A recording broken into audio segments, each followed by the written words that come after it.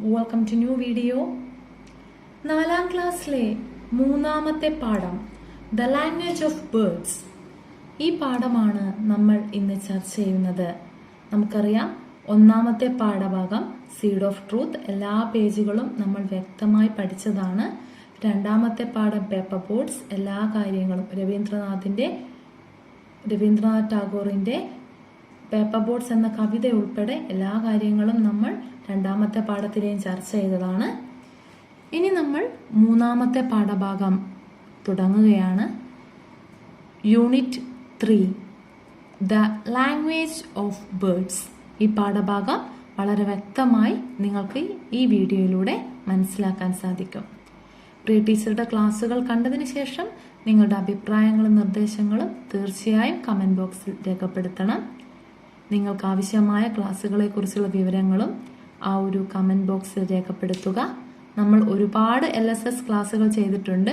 ഈ പാഠഭാഗമായിട്ട് ബന്ധപ്പെട്ട LSS വീഡിയോകളും നമ്മുടെ പ്ലേലിസ്റ്റിൽ ലഭ്യമാണ്. മലയാളം, ഇംഗ്ലീഷ്, പരിസര പഠനം, ഗണിതം എല്ലാ പാഠത്തിന്റെയും ചോദ്യോത്തരങ്ങൾ നിങ്ങൾക്ക് അവിടെ കിട്ടും. കൂടാതെ നമ്മുടെ വാട്സപ്പ് ഗ്രൂപ്പുകളിൽ ജോയിൻ ചെയ്യാം. ടീച്ചറുടെ നമ്പർ ഡിസ്ക്രിപ്ഷൻ ബോക്സിലുണ്ട്. ഓക്കെ, അപ്പൊ നമുക്ക് ക്ലാസ് ആരംഭിക്കാം. കമന്റ് ചെയ്യാൻ മറക്കരുത്. 3ാമത്തെ പാഠഭാഗം the language of birds. Birds പക്ഷികൾ അല്ലെ, പക്ഷികളുടെ ഭാഷയെ കുറിച്ചാണ് ഈ പാഠഭാഗം. നമുക്ക് കാണാം ആദ്യത്തെ ചിത്രത്തിൽ എന്താണ്? ഒരു മരം, ഒരുപാട് പക്ഷികളെ ഹാങ് ചെയ്തിട്ടുണ്ട് അല്ലെ, തൂക്കിയിട്ടിരിക്കുന്നത് നമുക്ക് കാണാം. പക്ഷികളെ കുറിച്ചാണ് ഈ പാഠഭാഗം. അതിനുശേഷം എന്തൊക്കെയാണ് ലേണിംഗ് ഔട്ട്കംസ് എന്ന് തന്നിട്ടുണ്ട്. ഓക്കെ, അതിനുശേഷം follow the instruction and make a bird with a paper. ഒരു പേപ്പർ കൊണ്ട് എങ്ങനെയാണ് ബേർഡിനെ നിർമ്മിക്കുക എന്നുള്ളതാണ് ഇവിടെ കാണിച്ചിട്ടുള്ളത്. Take a strip of paper, fold the paper in to make a knot, draw dotted lines for the beaks and feather, cut through the dotted lines. എങ്ങനെയാണ് ഒരു പേപ്പർ കൊണ്ട് പക്ഷിയെ ഉണ്ടാക്കുക എന്ന ഒരു മാതൃക ഇവിടെ തന്നിട്ടുണ്ട്. ഈ രീതി നിങ്ങൾക്ക് നിർമ്മിക്കാൻ കഴിയും. തത്തയെ ഉണ്ടാക്കുന്ന വീഡിയോയുടെ ലിങ്ക് ടീച്ചർ ഡിസ്ക്രിപ്ഷൻ ബോക്സിൽ ഇടാം. ഓല കൊണ്ട് കിളിയെ ഉണ്ടാക്കുന്നത് കേട്ടോ. Did you make the bird, colour your bird. നിങ്ങൾ നിറം കൊടുക്കാനൊക്കെ പറഞ്ഞു. ഇനി നമുക്ക് പാഠത്തിലേക്ക് കടക്കാം.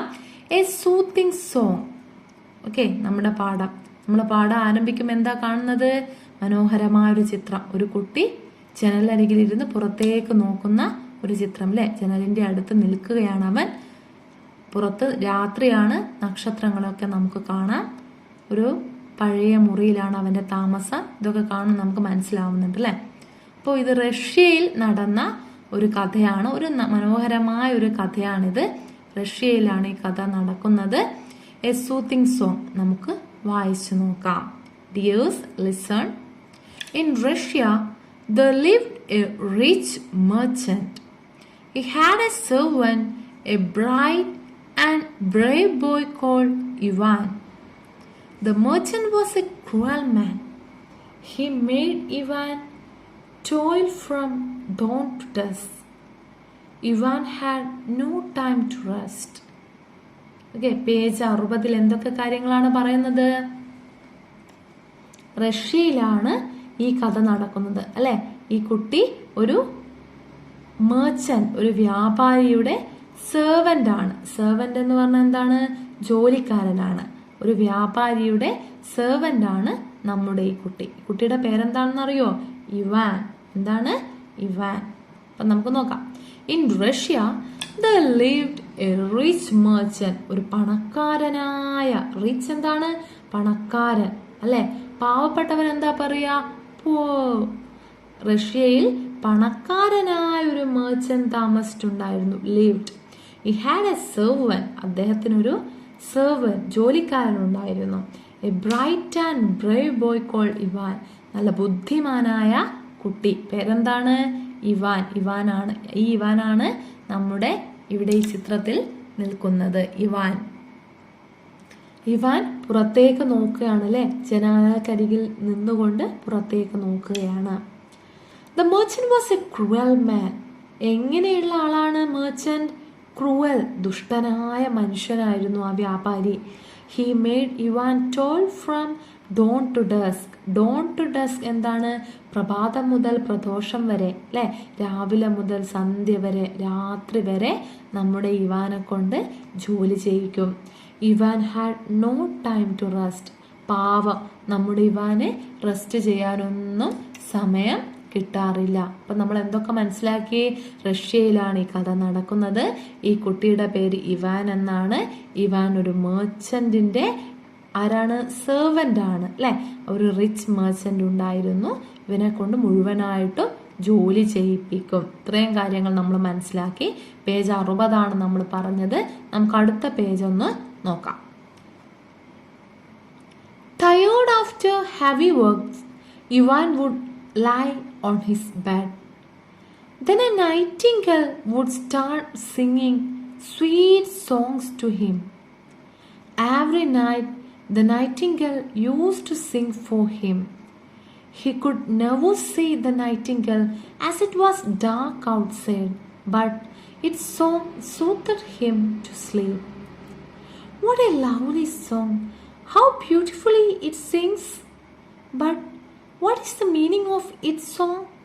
I wish I could understand the language of birds.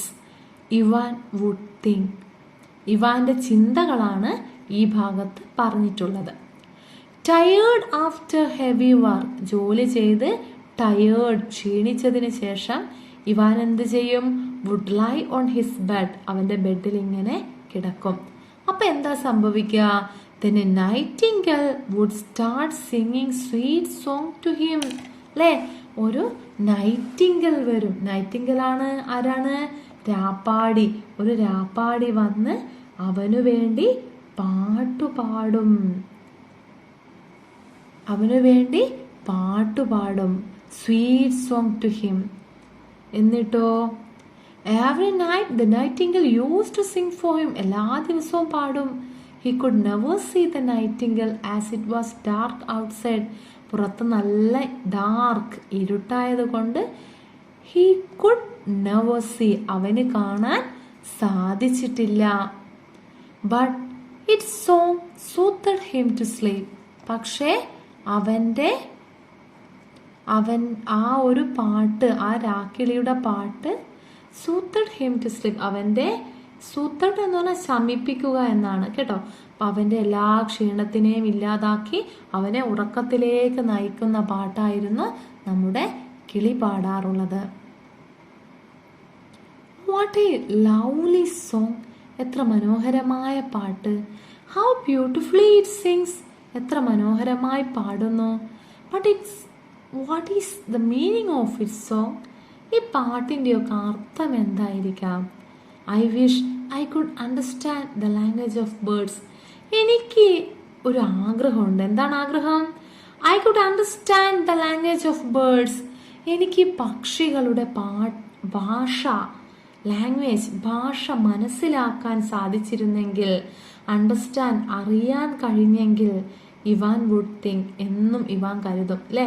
കാരണം എന്താണ്? എല്ലാ ദിവസവും ജോലി ചെയ്ത് ക്ഷീണിച്ച് വരുന്ന അവനെ പാടി ഉറക്കുന്നത് ഈ പാട്ടാണ്. ഈ നൈറ്റിംഗൽ, രാപ്പാടിയുടെ പാട്ടാണ് അവനെ ഉറക്കത്തിലേക്ക് നയിക്കുന്നത്. അവൻ എന്നും ആലോചിക്കും, എന്തായിരിക്കും ആ രാപ്പാടി ആ പാട്ടിലൂടെ അവനോട് പറയുന്നത്. പക്ഷെ അവൻ എന്തറിയില്ല? ബേർഡ്സിന്റെ ലാംഗ്വേജ്, ഭാഷ അറിയില്ല. So he wish he could know the language of birds. അല്ലേ? ലാംഗ്വേജ് ഓഫ് ബേർഡ്സ് അറിയണം, ബേർഡ്സിന്റെ ലാംഗ്വേജ് അറിയണമെന്ന് അവൻ അതിയായ ആഗ്രഹമായിരുന്നു. Why did Ivan wish to understand the language of birds? എന്തിനു വേണ്ടിയായിരിക്കും പക്ഷികളുടെ ഭാഷ അറിയാൻ ശ്രമിക്കുന്നത്? എന്തിനു വേണ്ടിയായിരിക്കും? To know the meaning of nightingale song. അല്ലേ? നൈറ്റിംഗലിന്റെ പാട്ടിന്റെ എന്തൊക്കെയാണ് അർത്ഥം എന്ന് അറിയാൻ വേണ്ടിയാണ്. Have you ever listen to the song of a nightingale? നിങ്ങൾ എപ്പോഴെങ്കിലും ഒരു നൈറ്റിംഗൽ, രാപ്പാടിയുടെ പാട്ട് കേട്ടിട്ടുണ്ടോ? നമ്മളോട് ചോദിക്കുകയാണ് അല്ലേ. അപ്പോൾ നിങ്ങൾ ഈ ഭാഗം വളരെ നന്നായിട്ട് വായിച്ചു നോക്കുക. പേജ് 60 61. ഇപ്പൊ ഇവാനെ നമ്മൾ പഠിച്ചു. ഇവാൻ റഷ്യയിലാണെന്ന് പഠിച്ചു. He is A servant of A rich merchant അല്ലേ, അത് നമ്മൾ പറഞ്ഞു. പിന്നെ എന്താണ്? He wish he could understand the language of birds. പക്ഷികളുടെ ഭാഷ പഠിക്കണമെന്ന് അവന് ആഗ്രഹമുണ്ട്. കാരണം എന്താണ്? എല്ലാ ദിവസവും അവനെ ഓർക്കുന്നതാരാണ്? ഒരു നൈറ്റിംഗലാണ്. Nightingale use to sing for him. അവന് വേണ്ടി എന്നും പാട്ട് പാടും. He could never see the nightingale. പക്ഷേ അവന് നൈറ്റിംഗലിനെ കാണാൻ ഇതുവരെ സാധിച്ചിട്ടില്ല. കാരണം എന്താണ്? ഇറ്റ് വാസ് ഡാർക്ക് ഔട്ട്സൈഡ് അല്ലെ? ഇത്രയും കാര്യങ്ങൾ എൻ്റെ മക്കൾക്ക് മനസ്സിലായിട്ടുണ്ടെന്ന് പ്രിയ ടീച്ചർ കരുതുന്നു. തീർച്ചയായും ഇഷ്ടമായ ലൈക്ക് ചെയ്യണം. നിങ്ങളുടെ അഭിപ്രായങ്ങൾ മറക്കാതെ കമൻറ്റ് ചെയ്യുക.